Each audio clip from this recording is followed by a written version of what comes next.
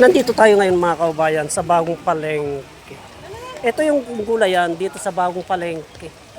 Sa gitna ito mga kaubayan. Itong sitwasyon dito mga kaubayan, silipin po natin.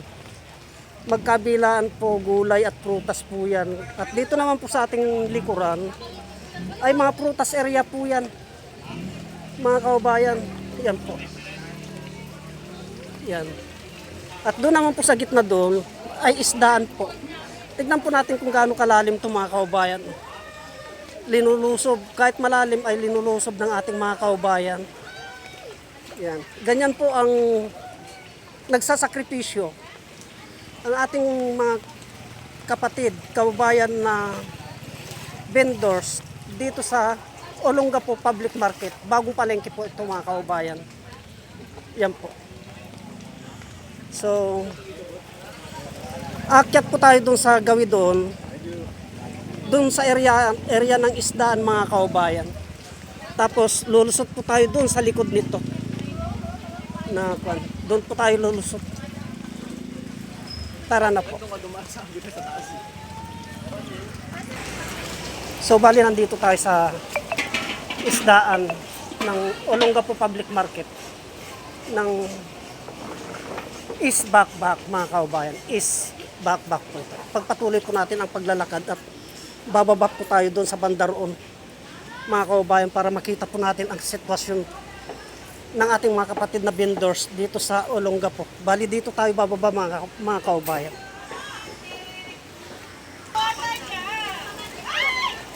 So kahit medyo malalim mga kaubayan ay patuloy pa rin sa pagtitindang ating mga kapatid.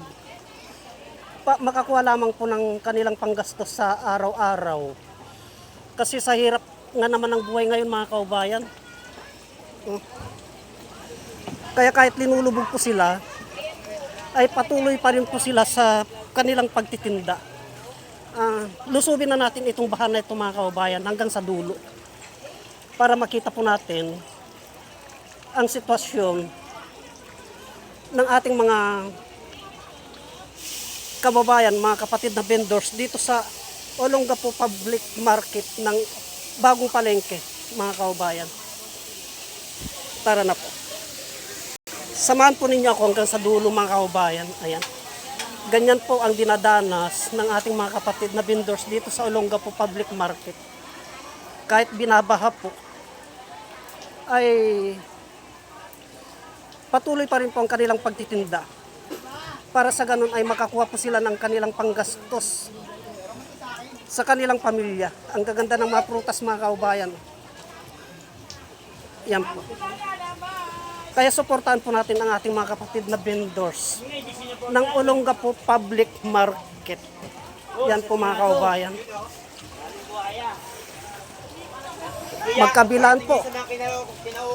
Magkabilaan po dito prutas area. Ito naman yung mga ingredients. Yan. Dito naman mga gulay. Yan mga kaubayan. Kaya suportahan po natin ang ating mga kapatid na vendors. Kasi hindi po basta-basta ang kanilang mga pinagdadaanan mga kaubayan. Makakuha lamang po sila ng kanilang mga pang-suporta sa kanilang pamilya. Yan po. Buong palengke nila dito, ganyan po ang sitwasyon mga kaubayan.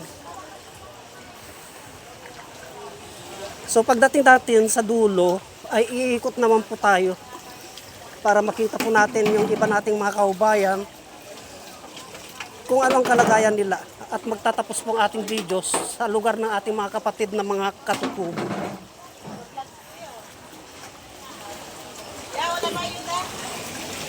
Yan po mga kaubayan. Itong gaganda ng saging.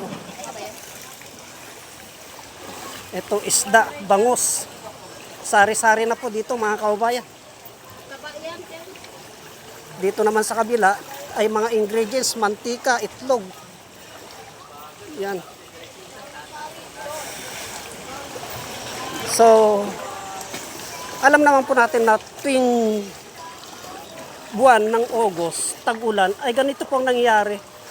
sa ating mga kapatid na vendors. Kaya patibayan na lamang po, patyagaan, kanya-kanyang diskarte. Kung paano ang diskarte ng bawat isa para mabuhay ang kanilang pamilya. Yan, medyo mababaw na, dito sa area na ito ay medyo mababaw na po mga kaubayan kasi nasa dulo na po tayo. Oh, itong lugar ng ating mga kapatid na Muslim na ito, sarado na, nasa labasan na po sila. Ito, nasa dulo na po tayo mga kaubayan, kaya medyo pawala na po ang baha dito kasi pataas na po itong lugar na ito mga kaubayan.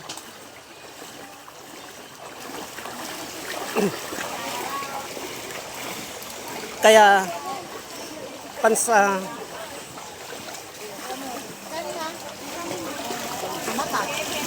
pansamantala ay puputulin na po natin ang ating videos sa lugar na ito mga kaubayan at muli tayong magbubukas ng video sa banda roon. Hanggang dito na lamang po at marami pong salamat.